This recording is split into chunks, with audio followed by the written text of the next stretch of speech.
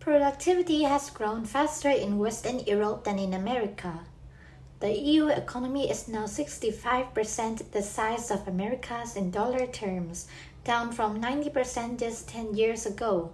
Slow population growth is partly to blame. The number of Europeans has risen by 1.6% since 2012, compared with 6.1% for Americans. Still, GDP per person is higher and has grown far faster in the United States than in Europe.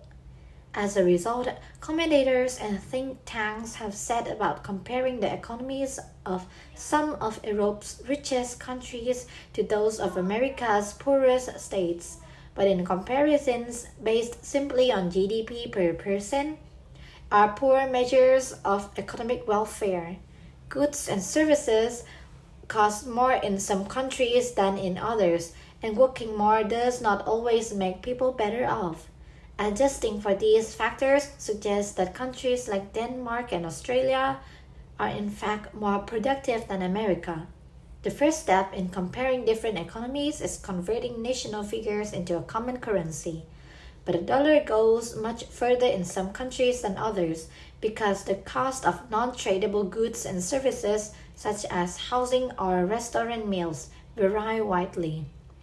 Measuring living standards requires converting GDP figures to purchasing power parity (PPP). Europe's economic performance looks far better at PPP than in nominal terms. In 2012, prices in America were just 5.4 higher than in the EU at market exchange rates. Today, the gap is 46%, largely thanks to a strong dollar. Adjusting for PPP, the Europe's GDP is roughly 95% of America's, the same as it was 10 years ago. Still, the PPP adjusted GDP per person has grown faster in America than in most of Western Europe. But focus instead on productivity by dividing these figures by tally of hours worked, and the gap closes further. As a result of demography, Western Europe has the largest share of elderly people than America does, and because of differences in holiday allowance, pensions, and unemployment benefits, Europeans work less than Americans do. On an hourly basis, countries like Austria, Belgium, and Denmark leap ahead. In France, Germany, and Sweden, productivity has also grown faster in the past 10 years than it has in America. Such adjustments are in exact science. PPP conversions struggle to capture differences in quality of goods and services, and in many countries calculate hours worked differently.